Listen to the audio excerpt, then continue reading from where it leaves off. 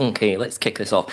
Before I start, I just want to say to everyone, I've got a bit of a cold. Sorry about that. So if I'm kind of a little bit muffly, that's the reason, a bit croaky. So I'll just keep on going, try my best. I've got lots of water here.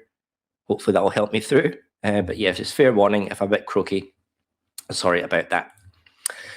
I'd like to acknowledge the traditional custodians of the land on which we meet and pay my respects to the elders past, present and future. I would like to extend that respect to Aboriginal peoples present today. I'm proud to be hosting this event as part of the 2023 New South Wales Small Business Month programme in partnership with the New South Wales Government. A little bit about me before we kick things off. I've been in business since 2005. I run a successful WordPress consultancy business. I also author some online courses, and I run the WordPress Sydney and Elementor Australia meetup groups. And I'm currently Vice President of Linux Australia. Before we get started, just a note that all the links that I'm going to be talking about throughout the slide, they'll be available on a special page, and I'll give you that link at the end of this webinar. There'll also be a replay later on as well on that same page. We've got Esther and Jackie. Hello to everyone. Great, thanks for joining me. Here's what we are going to explore today. I'm assuming that you have little or no experience of digital marketing, so this is aimed clearly at beginners. We're going to be looking at a digital marketing overview, some marketing channels, digital marketing KPIs, and digital marketing in practice. But before we look at digital marketing techniques, let's just review some traditional marketing techniques. Make that a little bit bigger for you. There we go. Just so we know what they are, kind of get them out of the way. So TV and radio, we've got signage, direct mail, printed ads, flyers and brochures, and cold calling. So TV and radio, it's very effective. It's also very expensive as well. It can give your website a huge traffic boost, but it's likely to be out of the budget, probably for some small business owners, especially the solo business owners. It can also backfire on you. You can be inundated with more requests than you have time to process, and sometimes it can result in website crashes as well at a huge volume. Now, TV and radio advertising, it requires a lot of planning and a lot of follow-up to be successful. For television stations, advertisers can expect to pay a minimum of around about $5 per 1,000 users for a 30-second ad. Based on data provided by Adage, a 30-second spot broadcast nationally, so that's across the country, averaged around about $115,000.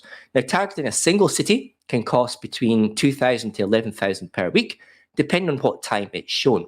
After midnight has the lowest rate, prime time has the highest rate. So radio ad costs are slightly smaller, but they're similar structure to the TV ones. Signage. Signage is fantastic for brand awareness, but very costly to implement and to change. Banners tend to stay up until they are replaced by another one, yours or somebody else's, and by that time they're usually well out of date. Now, traditional steel signs usually cost between $75 and $100 per square meter, and billboards at sports events, well, they can cost upwards of $10,000. Direct mail. So direct paper mail can be effective if you are posting to people who have a high chance of buying from you. Otherwise, it's generally a waste of time and money with the printing and postage. The quality of the prospects can vary absolutely wildly, as can expectation of prices if you haven't stated that clearly in your letter. Now, direct paper mail can cost somewhere between 30 cents or more than $10 per person. Depends really on how much you spend with the design, the marketing copy, the mailing list, printing and distribution, that sort of stuff. Printed ads. Newspaper and directory advertising are still widely used, but most people nowadays, well, they kind of jump on their phone or the computer and they just Google stuff. So ads can be out of date really quickly, and sometimes you can't even change the ad until the next print run. That could be monthly, 6 monthly, or yearly. Typical costs are between $500 and $20,000, depending on whether the publication is local or national, and the size of your ad, and whether you use color, and if you've negotiated maybe a multi-ad rate for that. You can spend as much as $500,000 to buy the inside front cover of some national magazines, well out of the budget of most people. Flyers and brochures, similar thing, kind of stuffing those letterbox with tree-killing paper flyers. They're going to be instantly out of date as they're printed, so it's going to cost you money for that. It really is a numbers game with flyers. The more you throw out, the higher your chances are of getting some leads back. The quality of the client is going to vary wildly. Costs for flyers are around $250 to $5,000. $250 for about 5,000 A5 size flyers, excluding design costs. Cold calling, well, yuck, enough said. I've tried cold calling and it's not for me. In general, people don't like cold calls, so expect some rudeness and some abuse, unfortunately. If you are doing this, then really it's only your own time and phone credits that are a bit. But if you do want to hire somebody, you can expect to pay basically around about $25 to $30 an hour, depending on their skill level. So that's quickly just getting some traditional marketing out of the way. In general, they're very costly. The return for investment is questionable if unquantifiable in some other ones like flyers and brochures, and it's instantly outdated as well. So that's why today we are going to focus on digital marketing. So if you're a small business and just starting out, I would always recommend that you follow digital marketing first. And then once you grow, if you want to scale out to traditional marketing, that's fine. But digital marketing is definitely the best place to start out. So let's explore what digital marketing is all about. What does a digital marketer actually do? So digital marketers are responsible for the promotion of products, services, and brands to current and prospective clients. Now, they can use one or more digital media channels, such as search engines, social medias, emails, and websites. And we'll cover some of the channels just in a little bit. Some of the top tasks a digital marketer might do include marketing strategies. So developing the marketing strategies that could be part of the remit for that. Managing content generation. You could be running PPC ads and campaigns. You could be running multiple social media channels at once. You'll probably be updating a CRM, so a customer relationship manager, or even an email marketing system and an email campaign as well. You're probably going to be overseeing SEO. So this is usually a mixture of on-page SEO, off-page SEO, that's getting external links, things like that. Tracking what KPIs, so key performance indicators. You need to know what you're doing, what's working and what isn't, so you need to be able to track that. Analyzing campaigns as well, so having a look at the broad campaign, what worked, what didn't work, what can repeat from the next time, and doing a little bit of competitor analysis as well. You kind of do need to be looking out to see what your other people or other competitors are doing online. Not so much to copy them, but generally to get an idea as to what's working for them and maybe what's not working. So the job of a digital marketer is very wide. It's very varied.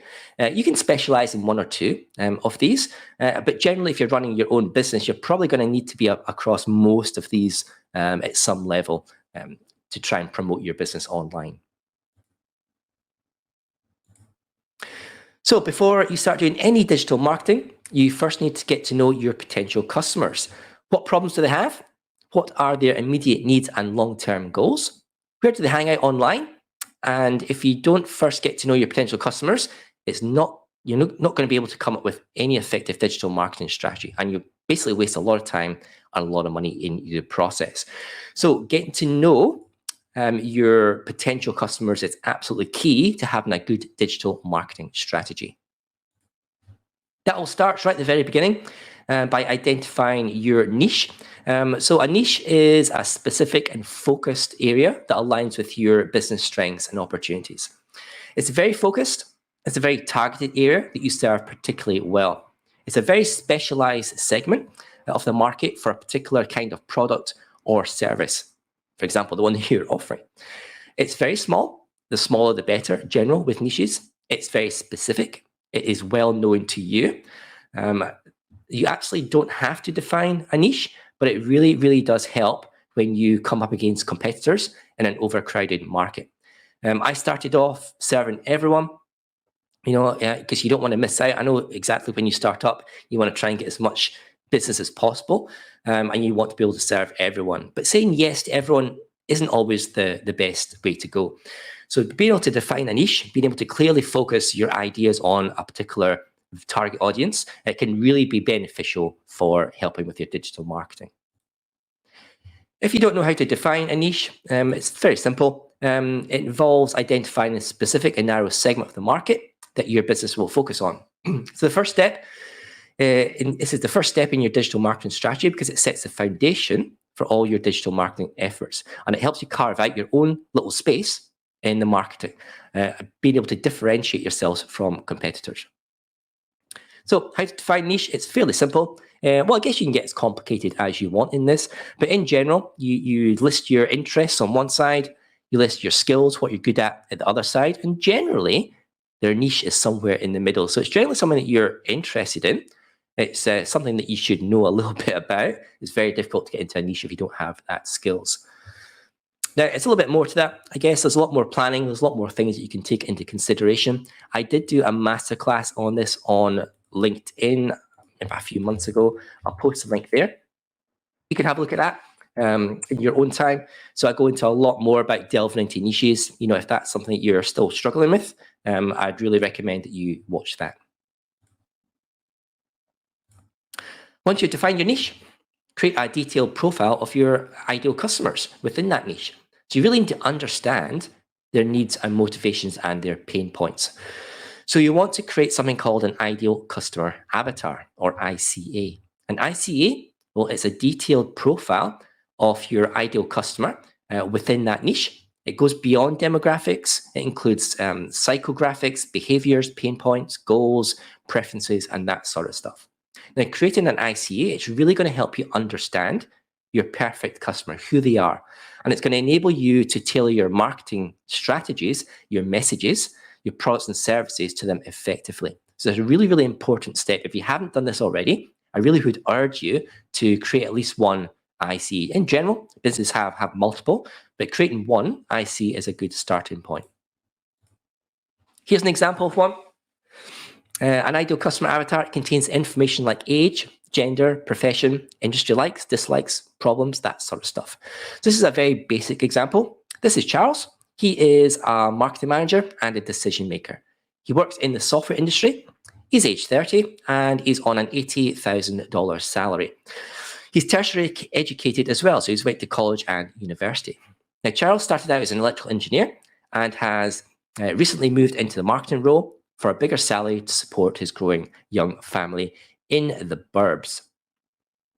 So what we can do here, we can list their goals. So his goals is to deliver quality leads to the sales team to earn monthly bonuses on the sales generated. And then at the bottom, well, underneath that, we've got some challenges that he has. Well, he's relatively new to marketing.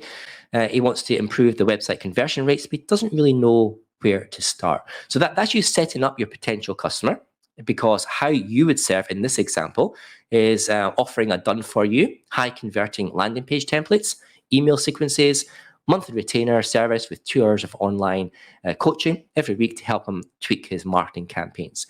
So understanding the customer and being able to know what their goals are, what their pain points, what their issues are, and then being able to tailor that message around is really going to help your digital strategy, because you know exactly who you're talking to. You know what their education level is, you know what their family life is, you know what they like to do, sports and hobbies, you know what they're struggling with in their business, so you can really effectively deliver a good digital campaign for them. Here's another one. This one is a little bit more specific and contains some more research information. So this is based on a coffee shop. So one of the avatars here is Sarah Smartley. She'll got a little bit of background here. She's 20, single, full-time student. And then we've got a little bit about her finances, her hopes and dreams, worries and fears, hobbies and likes, and her online life. We know that Instagram is her life. She's active on Facebook, Pinterest, and TikTok, and would die without her phone and apps. So we're painting a good picture of who our ideal customer is going to be. And this one at the bottom, we've got what she's looking for, and then we've got how that we can solve her problems for them. And in the context of a coffee shop, that would be able to then help them generate their digital marketing strategy with their email contents, their blog contents, what they have on their website, to try and generate interest in their particular ideal customer so they can invite them in and get more traffic. Next, what you want to do is expand your focus to include a broader range of potential customers within your chosen niche. So this is beyond your ICA. Your ICA is very well defined, and that's who you want to talk to. But you should recognize that there's other people out there, maybe like a broader group of people who are likely to be interested in your products and services within your defined niche. So define your target audience. It not only includes your ideal customers, but also other potential customers that may not perfectly fit your ICA profile, but still have a strong interest in what you offer. So identifying your target audience allows you to expand your reach and consider different customer segments.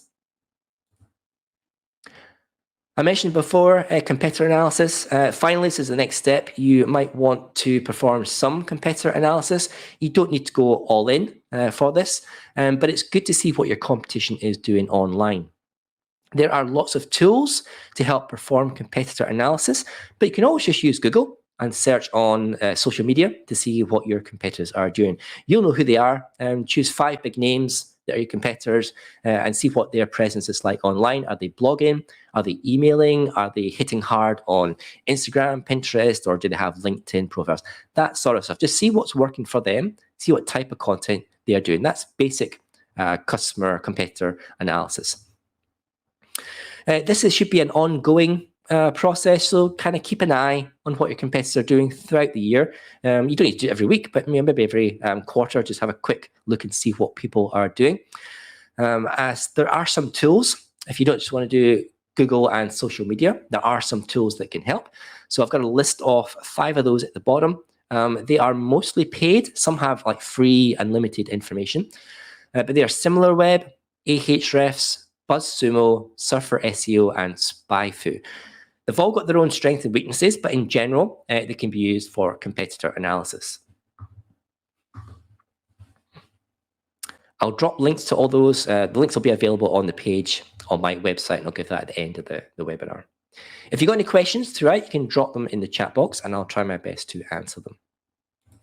Okay, that was part 1. That was an overview of what digital marketing is. Let's zoom in to have a look at some of the digital marketing channels. Now, there are so many different digital marketing channels. I'd be here for weeks just trying to explain all of them. So I'm going to look at some of the top digital channels that you'll probably be using as a small business owner. A question from Robert. For small businesses, how much would you recommend as a minimum spend on digital marketing each month? That is a hard one to answer. It's a good question, Robert. It's hard to answer. It really does depend on the return of investment that you are getting. And it depends on the type of digital marketing that you're doing as well. So I'm going to look through some of the channels just now, and that's going to give you an idea where money comes in. So the first one here is SEO, which is an easy one. Now, SEO, Robert, it's not, to answer your question, if you're just doing SEO, you don't really pay for SEO. SEO is all about targeting the organic stuff. So it's really only about your time, your time and effort in that. Other digital marketing strategies like PPC, pay per click ads, that's definitely an exchange of money for some visibility on the website. So it really does depend on how much return of investment you're getting in. This is why it'll be key to track those key performance indicators, and I'll show you what they are later on. Basically, you know, if you're throwing money at it, you need to make sure that you've got a return of that money. So there isn't really a minimum spend. You can start off with $100 a month if that's your low-scale budget, and just see what works. I would always recommend you start off small, especially with adverts, and test the water, see what types of adverts work. And once you start to get a good return, a good conversion rate, then you can start scaling up with more money. Hopefully that kind of answers your question, Robert. So SEO, search engine optimization, it's a process of improving the quality and quantity of traffic on the website or a single website landing page if you're targeting that from the search engines. Now, SEO targets that unpaid traffic, so it's commonly called organic traffic. So not the paid stuff at the top, not those little rich snippets that show you maps and videos and things, but the stuff under that. That's the free stuff. That's what SEO targets. As is true for all digital marketing channels, SEO requires a strategy. Otherwise, you're not going to get the results that match your expectation. So some common tasks that you need to do while performing SEO are defining your keywords. Those are keywords and key phrases. So it might not just be one word. It could be 3 or 4 words linked together that your target audience are searching for. Writing high quality content, so that means writing naturally, as if you're speaking to a person, not just writing for keyword stuffing. High quality content, explaining something, so how-tos are very good for things like that. Using your keywords within your website's page URLs, the title, the headers, and the content as well. And not just focusing on a keyword, but using associated keywords as well. Perfecting read-worthy, attention-grabbing titles. That's called hooks. So it's all about the hook that you want to have, a good hook, a good title for your content so you can grab them in. That's really important for the search engines because people are scanning up and down that traffic. So if something stands out, they're more likely to click through on that. Reviewing all the pages that you have and optimizing them for keywords. You might have old content, so you might want to go through that old content and just, especially content that's traveling on page number 2. That's the easiest type of content, old content, to push up to page 1. Improving the user experience, how well they can navigate through your website and find the content, and building backlinks, which is harder because you've not got as much control over external websites, but it is an important part of SEO. A question here, Jack says, what's another way to engage with your audience rather than collecting emails for EDMs? Okay, so email marketing, basically. Yep, that is one good strategy, engaging audience. Other is online videos. Shorts are very key just now on Instagram and YouTube. Podcasts as well. If you've got a real good niche, you can really dominate an area with podcast. Content as well. I'm going to talk about content as part of this and give you some ideas. But rather than just do emails, that's some good ways. Forums and groups, so answering stuff on forums and groups as well, can really boost your authority. So there's several other ways rather than just collecting emails. Good question. Thank you for that. I gave a talk about From Zero to SEO Hero. So if you are interested in SEO, you can watch that later on. And I go really in depth about what SEO is for that. No worries, Jax. SEM and SEO, they often get a little bit mixed up. Sometimes they're used interchangeably, but they are very, very different. SEM stands for search engine marketing. Now, while SEO concentrates on that free organic results in the middle of your search results, SEM is more of a kind of broader strategy, which incorporates, yes, the free organic results, but also paid advertising as well. So we're talking about pay-per-click stuff, the stuff that appears at the top of Google. So SEM is kind of a broader strategy that brings all that kind of stuff together. So a good segue here is pay-per-click advertising. It allows businesses to show their ads to the right people at the right time. And they only pay when someone is interested enough to click on their ad. It's really an effective way to reach potential customers online, and it can be tailored to fit a particular budget and specific goals as well. So this is where you can start pretty low. You can set yourself a budget of $50 a week, $100 a week, whatever it is, and just kind of see how those keywords, those ads are appearing. And then if you've got more money, if you're getting a good return, then you can start to scale that up. Or if you find that you're being inundated, you can switch it off as well. Here's the basic process of pay-per-click. If you haven't tried this before, you basically set up an ad campaign. So first, the business decides on what they want to advertise, like on search engines, for example. It could be on Google, it could be on Facebook, it could be on Instagram, things like that. So you create an ad, you choose a specific keyword or criteria that helps determine when and where that ad is going to show up. So in this one, you might be talking about, gender, location. So services might just be in a specific location. So there'd be no point having a national advert if you can't travel to that place. So knowing exactly who your IC are, this really does help when you come to generate pay-per-click ads. There's usually an auction system in the back end. So this is where someone searches for something related to the business ad, or when they're browsing a website, an auction takes place behind the scenes. So this is Google that's doing this, or Facebook, or wherever you're advertising.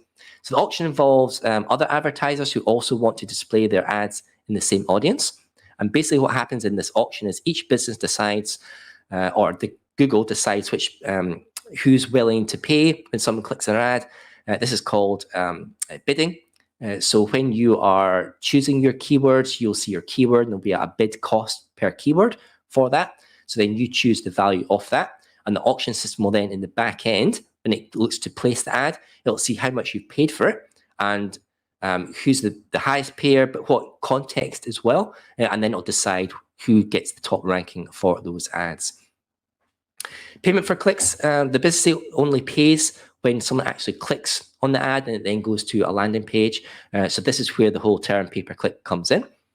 And then tracking and optimization. So advertisers can usually track the performance of the ads.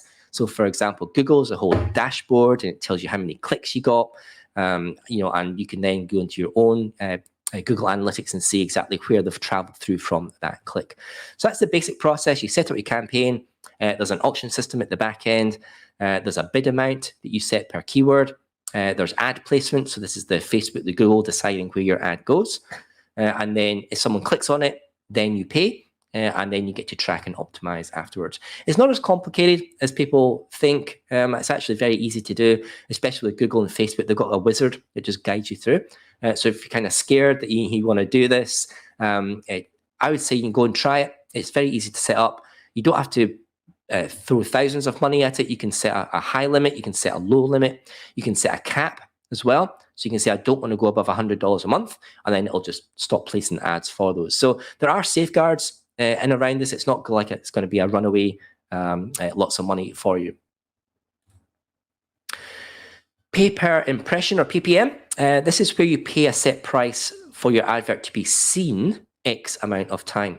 Now, tracking impressions is more difficult than the pay-per-click, as you don't have that click measurement to kind of, see exactly who's clicking on that sort of stuff. So rather, impressions are usually calculated based on the number of unique visits to that page where the advert is displayed.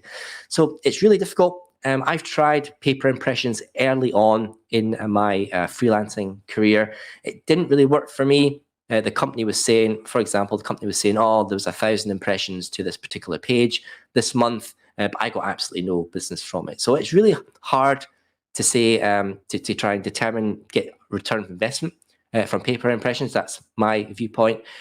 It's really hard to say what's best for your business. It might work well for your business, but in general, I would think if you're looking to do some sort of ads, pay-per-click is probably going to be more cost-effective in price and easier to track your return of investment. Let's look a little bit into content marketing. The content marketing involves the creation and sharing of online material. So we're talking about videos, blogs, podcasts, social media posts, that sort of stuff. And it's intended to spark interest in your products or services and build your brand awareness and trust. Now, when using content marketing, you should be writing about the benefits that your target audience can get from one of your products and services, or the solutions that you can provide for their pain points and problems. Please don't write about the features of your product and services. Well, that should be lower down, but it's not the primary stuff. People don't really care too much about what your product features are or what you can do from a service. They really want to know what they can get from themselves. What can they get out of it? What can they solve? So that should be your initial stuff with content marketing. What benefits do you deliver? And what problems do you solve to people? Now, content marketing can be used to move potential buyers through a sales funnel, from being aware that there is a problem to be able to make a decision at the bottom. So this is a very, very simple sales funnel. You might not have defined one in your business. Not everyone does, but you will have a sales funnel there, even if you haven't defined it yourself. This is very, very simple. At the top, we have awareness. So some people know that there's a problem and they're kind of looking for stuff around about that. So this is the awareness part. So what is it? Then as we move down, we've got interest. So people are doing a little bit more research into that. And then at the bottom, they've found out some products and services that can really give them some benefits, or it can solve their problems. And this is when they're doing really detailed research. And then right at the bottom, they're focused on one particular product or services. Hopefully it's yours. And they decided that they want to get it, and that's them going to take action. So this is the awareness, interest, desire, and action funnel. A very, very general sales funnel that any business can implement. So this is why it's important to create buyer personas as well, your ICAs, so that you can then write content explicitly for them at the different stages in this sales funnel.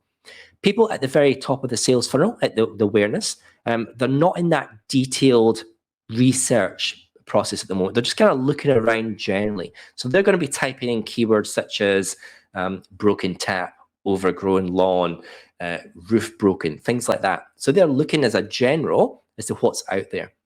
Once they get a better understanding of the problem, then they're going to start using more general SEO keywords and intents. Things like how to fix broken guttering, how to get rid of clay-based soil, that sort of stuff. This is narrowing down their focus. And this is why understanding what your audience are looking for, what their problems are, is really key for you to deliver that content, because that's what they start looking for, more detailed stuff. So HubSpot has a great in-depth article on this particular funnel, and I'll paste the link in there. And again, the links will be available afterwards. But they go into this funnel in a lot more detail, so you can understand what content you're generating at these different stages. Okay, email marketing. Someone asked about email marketing. Email marketing is where you use an email marketing service to deliver commercial messages and generate sales through that particular sales funnel. So email is one of the most powerful digital marketing channels, strategies that you can use because it's delivering messages directly into someone's inbox. So you're getting rid of all the faff, you're bypassing everything, and you're sending email directly into your inbox. And even better, they've opted into that, so they actually want your content. So they're already a warm lead. This is why email marketing is the top one. Looking at some money, on average, the return for investment for email marketing is for every $42. The average ROI is every $42 back for every $1 that you spend. So it's one of the top bang for bucks types of digital marketing that you can use in your business, and that's why you get a lot of emails because people are using this strategy all the time. Email marketing is fantastic for getting really down and personal with your leads, no matter where they are in your sales funnel. Usually, when you're collecting or building your email marketing list, then you've asked for someone's email and their name, and that allows you to get a little bit personal. So personalization really does help when you're generating these emails. So personalization and good copywriting, very important to make email marketing work as a digital strategy. If you aren't collecting emails from your website, you should probably start right now. Myself and everyone I've ever talked to wishes that they had started collecting emails sooner than they actually did. So what you'll need, if you want to start building an email list today, what you'll need is a good offer that people are looking for. Here's the general thing you're looking for. You want a website landing page with your offer on it. It's got a sign-up form. You then grab their name and email. You put it onto a list, an email list. You send them a link to the offer, and that's you starting your email list. It's very simple. A lot of people, when I approach them for email marketing, they haven't started an email list. I go back to them 6 months later and like, oh my goodness, this is fantastic. I wish I started this like 10 years earlier. So if you haven't collected or built an email list, I really would urge you, that's probably one of the best places to start implementing digital marketing. Like search engine marketing, social media marketing, simply known as SMM, is a strategy that includes a whole range of different techniques. So this one here, social media marketing, is use of social media, of course. So platforms like Instagram, Facebook, YouTube, even TikTok nowadays, to promote your product or service to an audience of followers. So what is so great about SMM is that you have access to a really well-defined vertical marketing segment. Now, traditionally, if you didn't have, before social media was there, you'd actually have to go to the companies that would specialize in gathering information about a particular vertical and then pay them money to get access to those people's phone numbers or addresses back then. So let's take a bit of an example. Just say you sell doggy products and your target audience are mums aged between 25 and 40 who post at least one pet picture and video a day.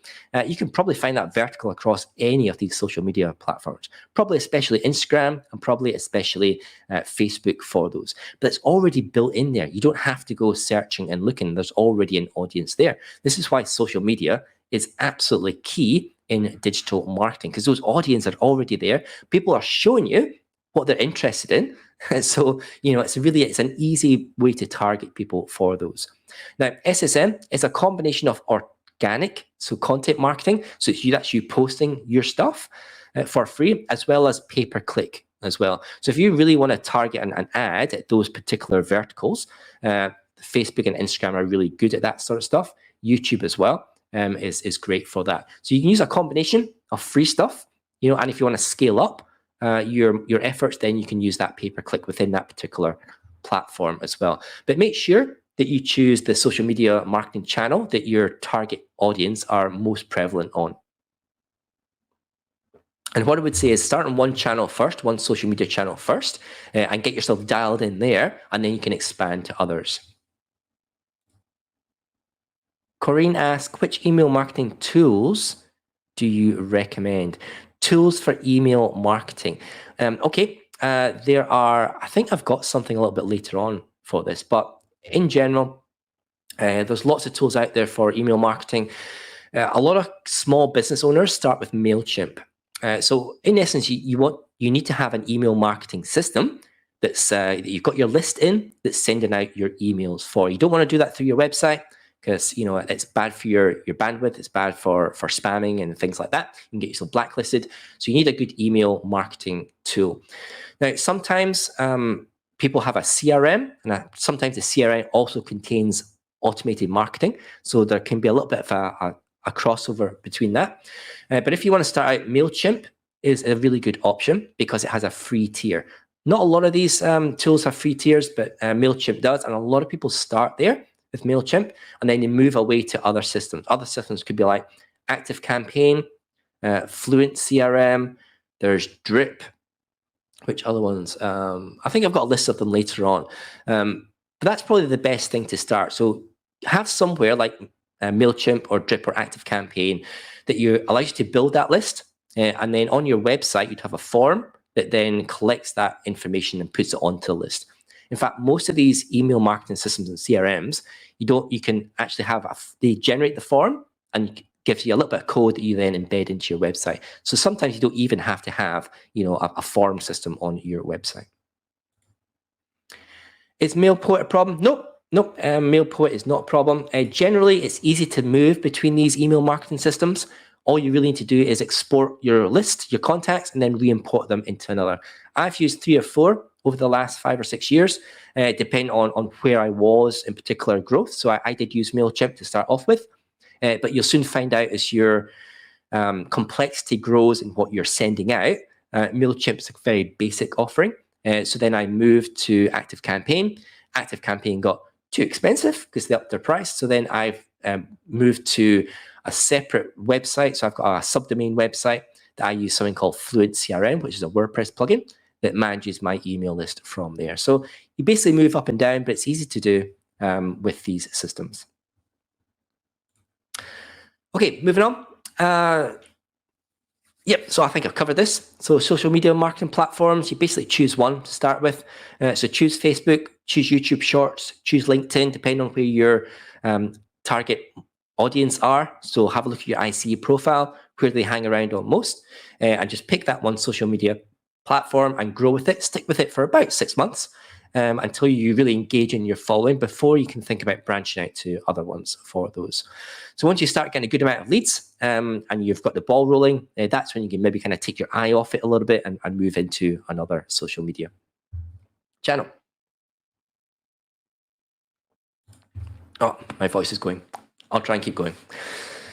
Influencer marketing. This one's come up quite a lot of times when I've been talking about digital marketing. It's a kind of new form of social media marketing.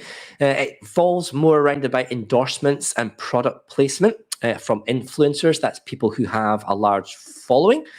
For those, it's usually a paid service. However, some influencers may ask for your products and services in return for access to their followers. I know that a lot of people are using this just now. I've never touched on it personally, but if you have a visual product, if you have maybe a health product, a beauty product, a lot of these types of products work really well with this influencer marketing, and it's a chance to get your product really a lot of eyeballs on that product at once. So it's something to consider, to have in your bag of things to think about. Affiliate marketing, this is the process where an affiliate, that could be you, your website, or a client, earns a commission for marketing, selling someone else's products or services. So you're basically selling someone else's stuff in order to make just a tiny small commission on the sale. Now, commissions do vary wildly. You might get 10 cents for every $100, or there could be some affiliates out there that pay really, really good, depending on the product you're selling. Generally, the more expensive a product is, I'm picking something out here like Caravan, Spapo, then the commission is usually higher for those. Now, affiliate marketing can work well to top up your baseline income, or if you have a huge volume of traffic already, it could be a good breadwinner for you to segue into on top of your existing products and services. The process is quite simple. You sign up for an affiliate network. So that could be something like Amazon if you want to sell their products. You then search for a product that in the affiliates network. You promote the heck out of it to your own audience, adding the unique ID of that product in the URL. And if they click through and purchase that, then that's when you get a small commission or a commission based on that product. Commissions are usually paid out monthly directly into your bank account. So again, it might not be something that you start off with, but if you start to increase your traffic, your volume, you've got a good following, a good base there, it could be a good little additional supplement to your business. Some people claim they're making $5,000 to $6,000 a month in affiliate marketing. Is that true, or is that just inflated numbers? That's a good question, Aaron. I guess unless you actually see the metrics of their bank account, I guess you don't really know. I make about $200 to $300 a month off affiliate marketing. It's not my primary job. So my primary job is WordPress consulting. WordPress websites, but in the content that I have, I promote books, I promote courses that people generally helps people. It generally helps my audience, and within those content, I get about $200-300 every month, just based on that small commission. I'm getting $5, $10 per commission every time, so it would only take somebody sign maybe 100 people, 100, maybe 10 people, 20 people signing up a month to a particular course, now would make that sort of money. I do know people who make a lot more on affiliate marketing. Generally, they go for volume. So if they can get a huge number of followers, then that small commission can add up. Or if they're selling high ticket courses, high ticket items, then the commission on that is usually a lot longer. But this is where you really have to specialize in very, very narrow niche to sell these products. Great question, Erin. Thank you.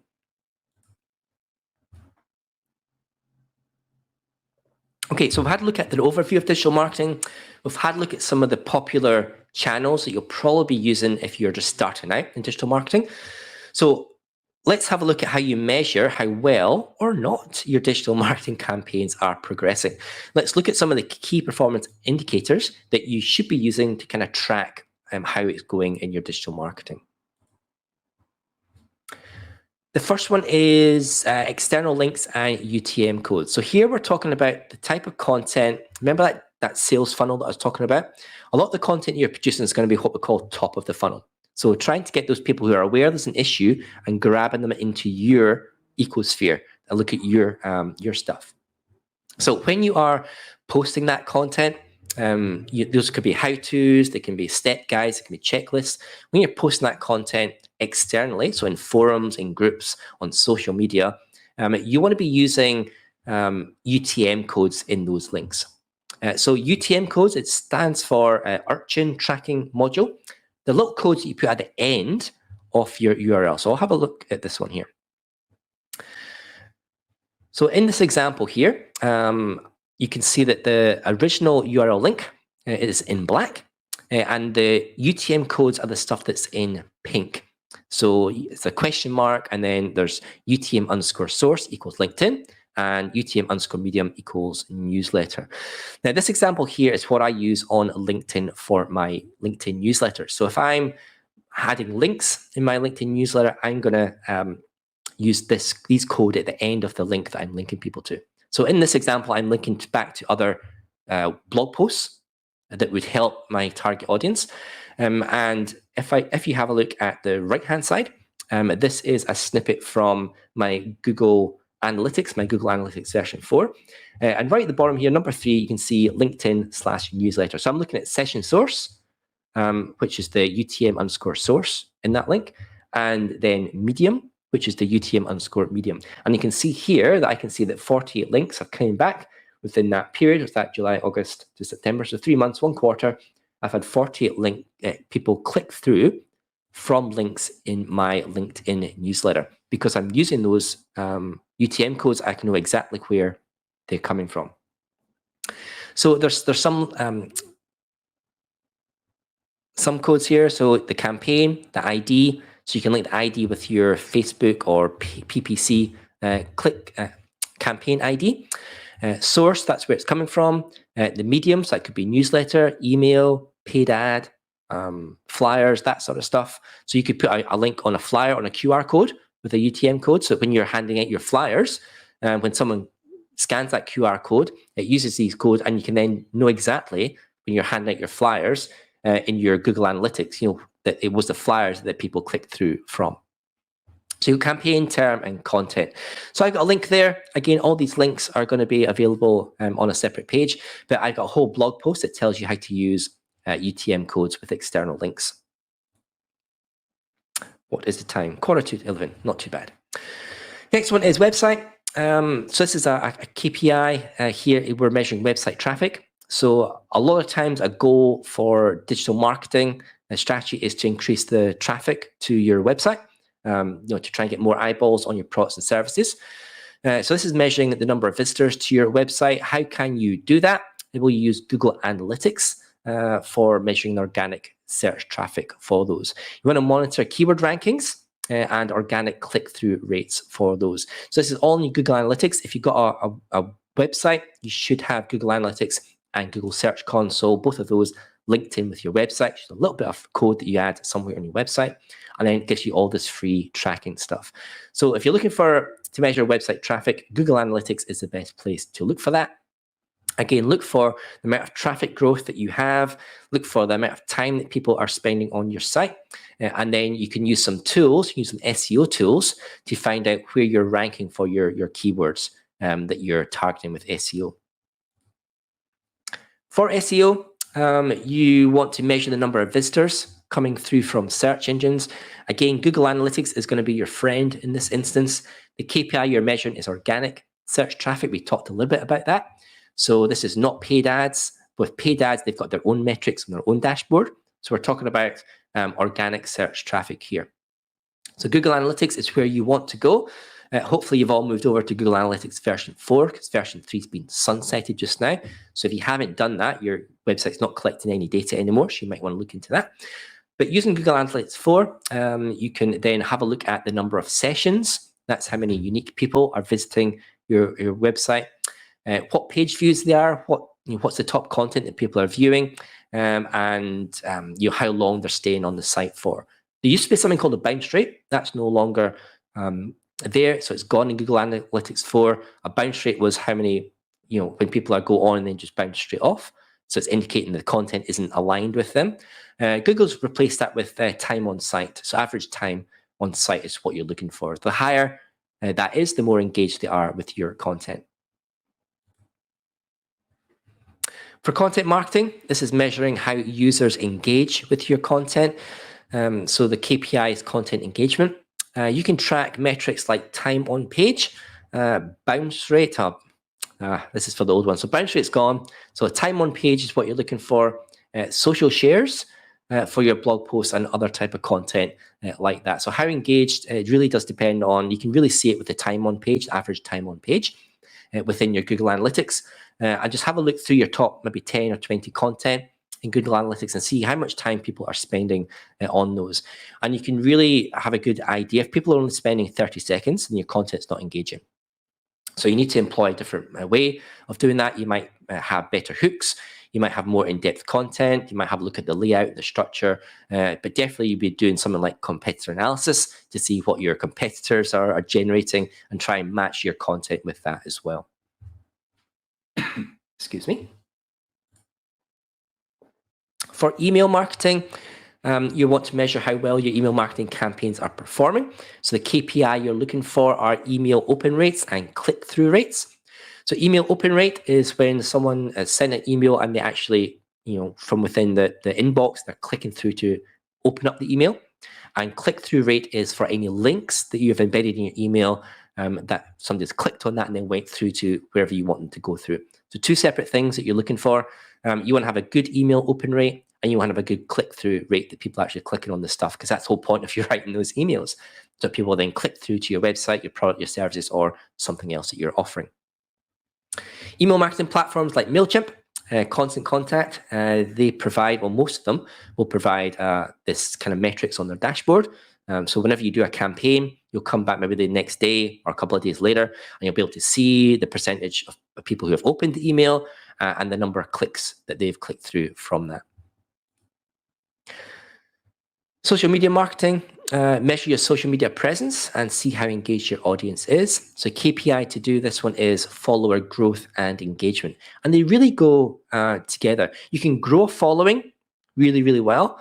If it's not engaging, that's pretty poor. So you need growth and engagement. So engagement is that people are sending you information, they're asking you about your content, and you're following that up through the DMs. For that, that's a good engagement and growth as well. So how do you track that? You track that on the social media platforms. So you're monitoring the number of likes. Yeah, I'm not so keen on the likes. More so comments and shares of your post. Likes can be a little bit off-putting. It doesn't really mean a lot if someone's like it. A lot of people can like your content, but then not engage or comment. So you're really looking for comments and shares. And there's other tools out there that can show you the growth as well, but they're platform dependent. So I use one called Shield. I mostly market on LinkedIn. So I've got the Shield Analytics, and it tells me, it's got a dashboard, it's got a little growth about how many followers I'm getting over the month, but it's also got an engagement. So how many comments were put on my posts within a certain period, how many people are sharing my stuff, how many people are linking from that stuff. So that's the sort of KPIs you want to look for: growth and engagement, not so much just the likes. CRO, or conversion rate optimization. So you're measuring how well your website or your landing pages convert visitors into customers. So your KPI here is conversion rate. What we want to do is you want to look at Google Analytics for that. You want to track conversion rates. You can set up goals and conversions within Google Analytics, and then it comes in the dashboard and it tells you exactly what's happened. So for example, if you've got an offer and a form on there, you're capturing the name and the email, then you can add a tracking code to that submission, a form submission, and then it will show on your Google Analytics. Same for purchases. So if you've got a Wix store, a Squarespace store, a WooCommerce store, if someone purchases a product, you can track that within Google Analytics, mark it as a conversion or a goal, and then it's coming up in your Google Analytics dashboard, and then you can easily just see every month, exactly where your conversions are. So those are some measuring some KPIs with your digital campaigns. So let's roll this all together. If you're at the very beginning of your digital marketing journey, this can all seem overwhelming. I've talked for 56 minutes now on lots of different topics and channels and overviews and strategies and things like that. So here's something practical that you can do this week to start your digital marketing journey if you haven't started one already. And you might have already guessed I'm going to start with an easy one, and that's building and using an email list. So here's a task that you can implement this week. I suggest that you start with this, build an email list. It's really, really easy to use. Start to build your email list, start to grow it, and then you can use it to market to.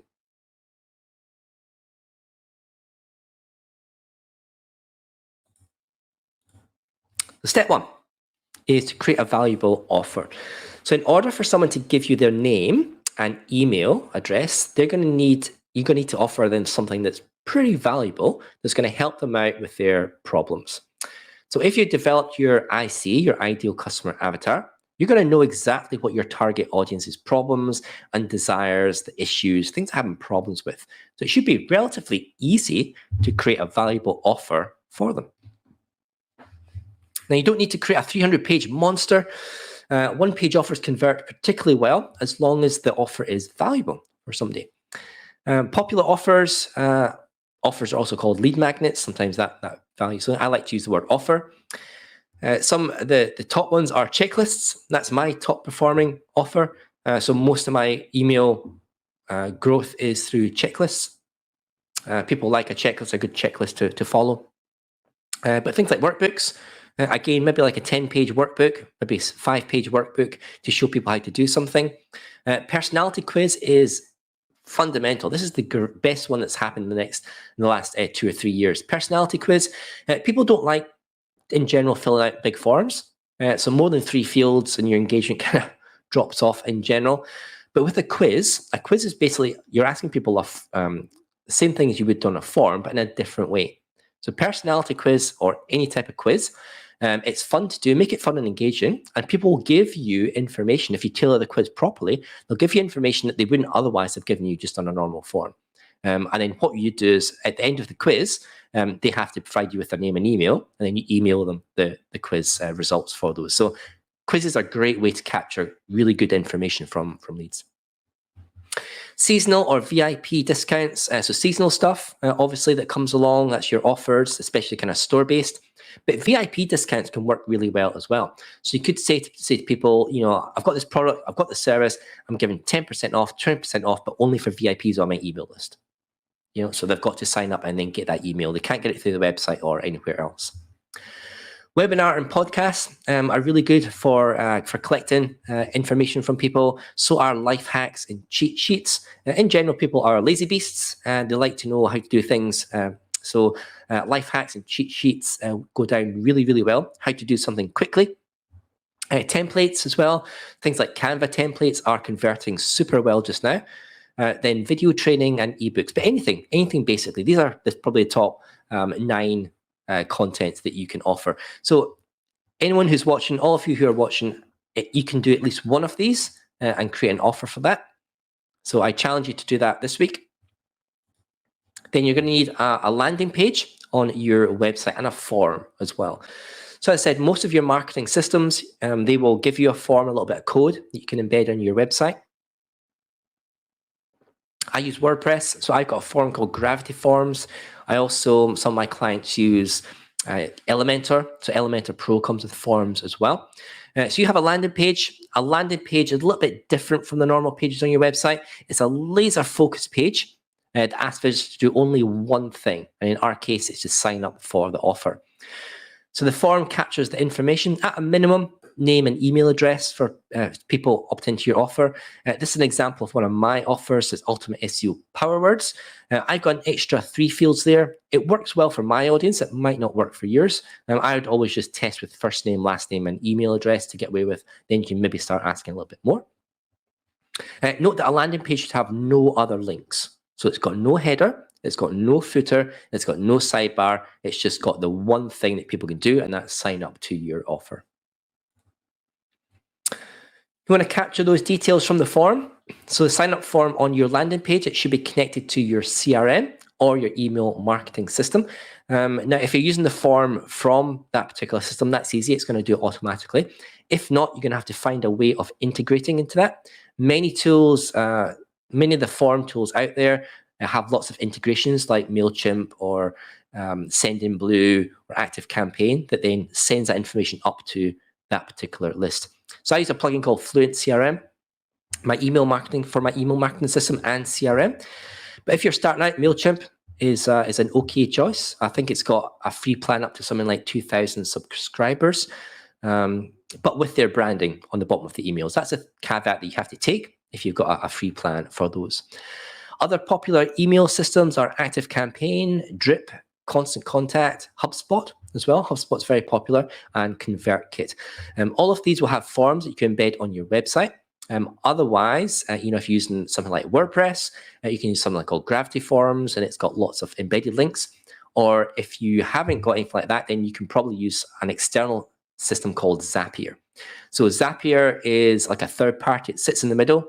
You can submit data from your form to Zapier, and then you can take Zapier and then connect your data through to your email marketing system. But in general, most form plugins across any websites are going to have some integration with some of the top tools, so you should be okay. Step 4, you want to send the email link with the offer that they signed up for. Obviously, that's what they're looking for, so send it to those. Most email marketing systems and CRMs, they offer something called automation. So things like if you add a tag, so when someone signs up for the form, and when that form data is sent up to the list, you can add a tag for a particular offer, and then based on that a tag being added, then you can send an email out. So something you've done in advance. So there's basically 2 ways. There's adding to a list, so somebody new on a list, and an email gets sent out, or a particular tag on that list, and an email gets sent.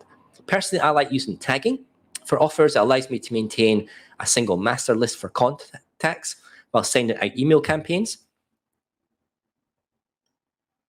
And I can send out emails based on tags being added or removed. And it's quite easy for me to go into my CRM system and have a look at my contact list, and I can see all the tags. So I can basically see what people have signed up for by adding a particular tag. So I can see what offers are valuable, which ones are working, and which ones aren't. Lastly, step 5 is to use your email list. So this is digital marketing part here. Once you have an email list in place, even if you've only got a few people on it, start sending out emails regularly. A curated weekly newsletter, helpful tips, industry news, what you've been up to, things like that. People are interested in that type of stuff. Now, a little bit of note, when you're marketing to your email list, you should probably follow the 90% helpful and 10% offer and sales rule.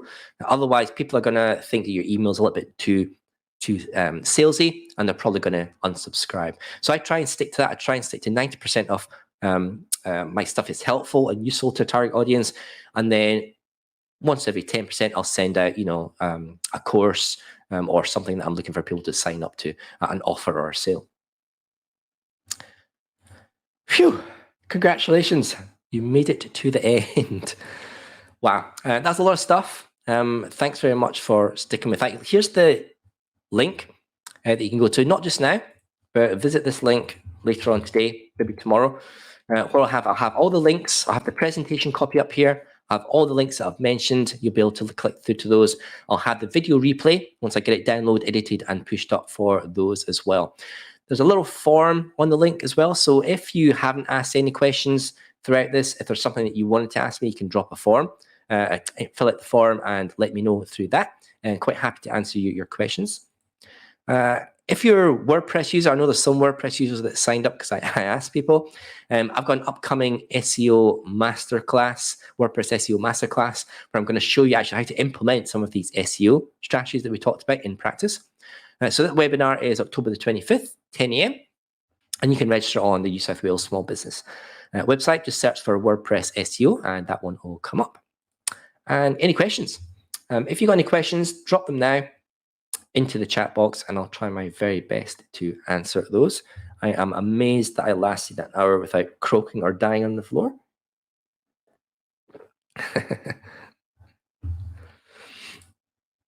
You're welcome, Kushla. Thank you very much, Amanda.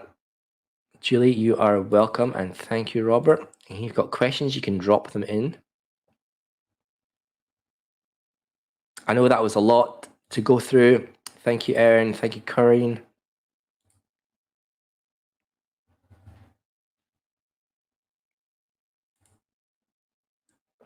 Kate says you're going to be sign up for the SEO Masterclass. Do it. Do it. There's about 50 people signed up so far. So it's going to be more hands-on. So I'll have a WordPress website and I'll be showing you, what to install and where to click and what sort of general SEO things to do rather than just slides. Chris says, give me some direction on how to start. That's the one thing. That's the most difficult thing, I think, with all these this kind of digital marketing stuff, is knowing exactly where to start, because there's so much of it. It's good to just know where to start. So SEO, email marketing, the two big things you could probably try to start with. Omar, you're welcome. I can't see any other questions coming through. So I will put the slides there if you want to get in touch with me, have that website. Thank you. You're welcome. Okay, I can't see any comments through, so I am going to close this webinar down. We've just hit 1 minute and 7 minutes, so thank you very much for your attention today. Thanks so much for your questions as well. Thanks for bearing with me through my stuffy nose and croaky voice. I hope to see you on this other webinar, the SEO Masterclass. It's my last one for the New South Wales Small Business Month. I've been enjoying some other webinars as well. So again, thank you so much for your comments. Thank you for your questions as well. I'm gonna sign out just now. So thank you very much. See you again. See you next time. Bye, everyone.